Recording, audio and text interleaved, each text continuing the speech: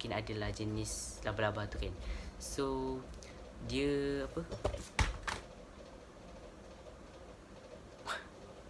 hi guys, welcome back to my YouTube channel. So hari ni aku nak buat apa? Aku nak buat video tentang cerita, tapi bukan cerita macam yang apa, yang video yang sebelum ni tau. Ni cerita tentang apa, seperti korang baca thumbnail lah kan, apa, jenis-jenis hantu di Jepun, macam tu. Okay, so sebelum aku mulakan, so kalau korang dengar bunyi guru, maaf tau, sebab aku tengah shoot ni dia tengah macam guru-guru sikit, macam nak mendung-mendung, nak hujan. So korang kena faham. Okay, so banyaknya okay, so apa so lagi. Okay, kepada yang belum subscribe aku, pergi subscribe, tolong subscribe sekarang. And then like button, apa, tekan like button, hit like button. Okay, lepas tu apa lagi, share and comment lah, cadangkan konten apa lagi korang nak aku buat. Okay, so subscriber kita semakin menaik ya. So mari kita mulakan. So hantu pertama ni bernama Kuchisake Onna, yang bermaksud wanita mulut koyak, bermulut koyak. Macam tu, mulut dia koyak macam ni, seperti gambar yang korang tengok. So mulut dia koyak kerana ada peristiwa dia tersebut, iaitu pada suatu ketika dahulu, dia mempunyai suami. Dia seorang wanita tau, dan dia mempunyai suami. Dia telah mencurangi suami dia dengan lelaki lain, and then melakukan zina dengan lelaki lain. So suami dia menghukum dia dengan menorehkan ataupun menghiriskan mulut dia daripada telinga sini sampai telinga sini macam ni. So sebab itulah dia, muka dia macam tu. Sebab itulah dia punya apa, wajah hantu dia macam tu. Hantu ni dia muncul sebagai seorang wanita yang cantik tau. Dekat mana-mana, waktu malam ke pagi ke, dia tetap hantu, nampak macam wanita biasa, macam orang biasa. And dia kalau dia berjumpa dengan orang kan, tak kira lelaki ke perempuan, dia ni wanita cantik sebab dia pakai topeng tau. Topeng tu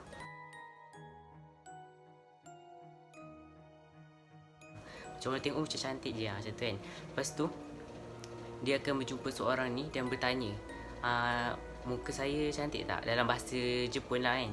Lepas tu kalau orang tu jawab ya, dia akan buka topeng, apa, buka topeng dia tu.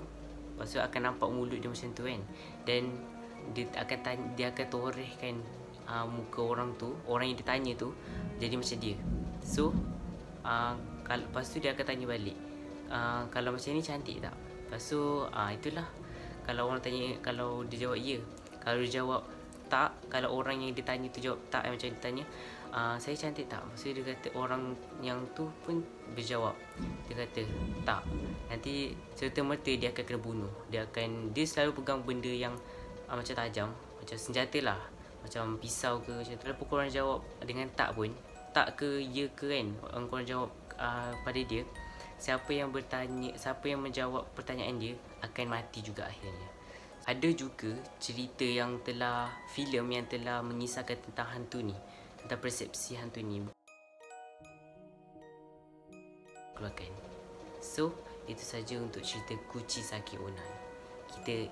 Kita pergi ke next hantu. So hantu yang seterusnya ni bernama Yuki Onna. Aku tak tahu apa maksud, aku tak pasti apa maksud Onna tu. Bukanlah ONNA tau, itu dalam bahasa Jepun. So aku tak dapat nak terangkan apa maksud Onna tu, sebab aku tak buat research pasal tu. So hantu kedua ni bernama Yuki Onna. Yuki Onna ni dia merupakan hantu ataupun dikenali sebagai Pontianak salji, sebab dia punya apa, watak ni, dia berkulit putih macam salji, rambut panjang, and then macam manusia biasa. Ada teori yang mengatakan bahawa yang dia ni adalah seorang wanita yang dibunuh dalam timbunan salji.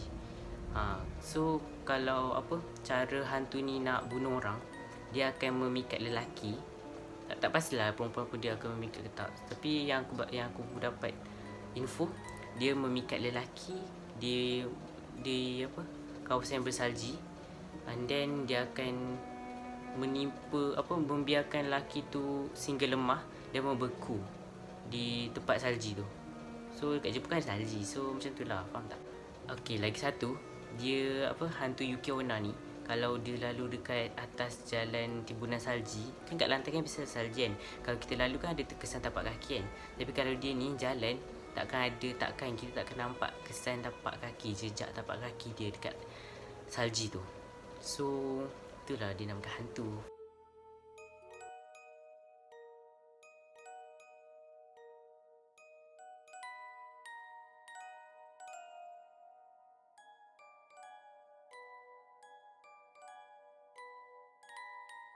Banyak pasal Yuki Onna ni. So kita pergi ke next hantu. So hantu yang seterusnya ni, dia lebih kepada hantu yang tak nak kata baik, tak adalah baik. Dia suka mengganggu saja. Dia tak sampai membunuh pun. Jadi nama dia adalah Chochiya Obake. Aku tak tahu pasti nak sebut macam mana. Hantu ni adalah hantu tanglung yang tak ada niat jahat pun. Dia just macam kacau orang je macam tu, faham tak? Dia akan menjelik. Dia adalah hantu tanglung tau. Tanglung yang macam tanglung, tahu kan tanglung kan? Yang mesti warna merah tu. So dia ada lidah tau, dan dia ada mata. Dia akan jelikan lidah dia yang besar tu dan memutarkan mata dia, lalu ketawa terbahak-bahak. Ketawa terbahak macam ahaha macam tu kan. Kepada sesiapa yang berada di sekeliling dia, faham tak? Sekeliling dia tu macam ada orang ke kan. So dia akan macam mengganggu macam tu. Macam memberikan gangguan lah. Menurut legenda, tanglung biasa boleh berubah menjadi yokai setelah bertahan selama 100 tahun. So tanglung yang biasa tu boleh jadi jadi Chochiya Obake. Ini merupakan kepercayaan agama Shinto kuno bahawa semua objek yang berada di dunia ni mempunyai roh. Even barang yang biasa pun mempunyai roh, faham tak? Benda kita tak sangka, macam contohlah pensel ke batu ke, mempunyai roh tau. So itu adalah kepercayaan diorang. So kita ke next hantu, ke next cerita jenis hantu, which is saksikan. So seterusnya ni adalah Jorogumo, which is dia sebenarnya berasal daripada labah-labah tau, haiwan. Yes, haiwan yang betul-betul wujud lah kat dunia ni kan, iaitu haiwan labah-labah jenis penenun bola emas. Mungkin ada sejarah dia lah, ada kisah, ada jenis dia. Dia merupakan hantu labah-labah yang menggoda. Sebab kalau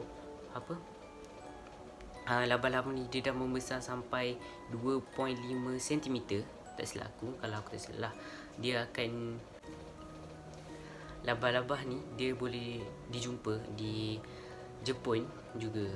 Aku tak pastilah boleh dijumpa di serata dunia. Aku rasa boleh kot, tapi yang aku dapat info, dia kata boleh dijumpa di serata Jepun. And then apabila labah-labah betina ni, labah-labah betina penenun bola emas ni, macam tu kan, dia boleh membesar sehingga 2.5 cm. Bila dia dah membesar 2.5 cm, sehinggakan barang yang burung yang kecil pun boleh dimakan tak? Macam boleh dibunuh and then dimakan. So legenda di Jepun menceritakan apabila seekor labah-labah ni kan, dia mencapai usia 400 tahun, akan berubah menjadi Jorogumo, which is kepala dia akan jadi kepala manusia. Rupa Jorogumo ni dia macam seorang wanita, rambut panjang, muka cantik lah macam orang Jepun. Lepas tu kaki labah-labah macam ni, macam tu. So hantu Jorogumo ni dia nak membunuh mangsa dia. Dia menggunakan cara dengan menggoda lelaki untuk pulang ke rumah, untuk balik ke rumah, and dia terperangkap dalam sarang labah-labah dia, dan dia akan lahap mangsa perlahan-lahan sehinggalah dia dapat makan. So mangsa tu akan matilah. So macam tu lah cara dia bunuh. So kita ke next hantu. Gashadokuro ni mengikut legenda Jepun, dia menceritakan tentang tulang belulang yang orang-orang yang dah mati lah, orang-orang yang dah mati, tulang rangka dia tu kan, akan menjadi roh yang berbentuk tu macam tak pasti bentuk apa, tapi dia orang akan membentuk satu tulang yang besar tau, rangka yang besar untuk menjadikan hantu lah, jadikan Gasha Dokuro tu. Selain tu, roh ni akan keluar daripada badan orang yang telah pun berubat, macam dia orang ada masalah kan. Lepas tu dia orang berubat, and then roh tu akan menjadi juga dia akan menjadi ke Gasha Dokuro tu. Faham tak? Gasha Dokuro ni dia macam gabungan-gabungan roh-roh tulang semua, macam semua tulang orang kan. Dia akan bergabung akan jadi satu hantu. Faham tak? Gambaran Gasha Dokuro ni pernah diukir dan dinamakan sebagai Takishasha the Witch and the Skeleton Spectre.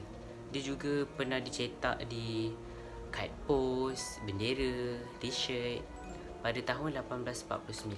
Itu sahaja tentang Gasha Dokuro. Okey, kita pergi ke hantu seterusnya, which is Kappa.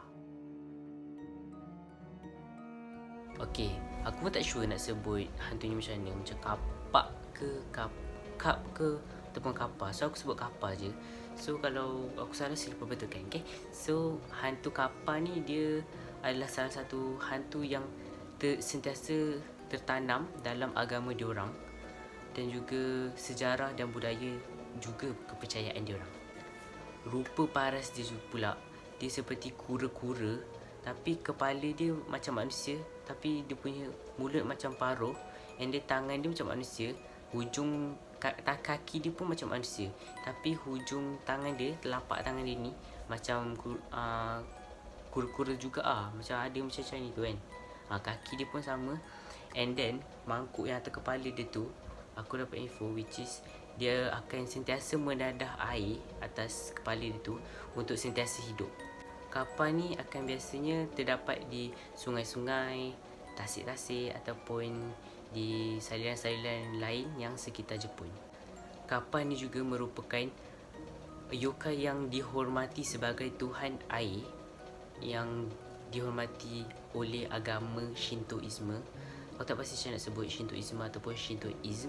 So kadang-kadang juga patung dia juga terdapat di kuil-kuil yang berada di sekitar Jepun. Makanan kegemaran Kappa ini merupakan timun dan juga usus mentah manusia. Kappa ni juga akan melemaskan budak-budak. Dia biasa akan melemaskan budak-budak yang mandi di kawasan-kawasan dia lah, dan ataupun haiwan sekalipun dia akan melemaskan. Dia akan menarik budak tu sampai bawah, and then sampai budak tu lemas ataupun haiwan tu lemas, and baru Kappa ni akan makan mangsa tu. So itu saja cerita tentang Kappa. So dengan habisnya ke-6 hantu jenis tu, so habislah video kita pada kali ini. So guys, itu saja untuk konten kita pada kali ini. So hari ni kita dah dapat sedikit sebanyak lah ilmu tentang hantu-hantu di Jepun, betul tak? So walaupun 6, yang aku dapat hanyalah 6, sebab itu adalah hantu legenda di Jepun. So itu sajalah untuk konten kita pada kali ini. Kepada korang yang belum subscribe, boleh subscribe and tekan button like, and then share kepada mana social media korang, and then komen konten apa lagi, and then hantu apa lagi korang nak tahu di negara mana lagi. Okay, so itu saja untuk video kali ini. Bye.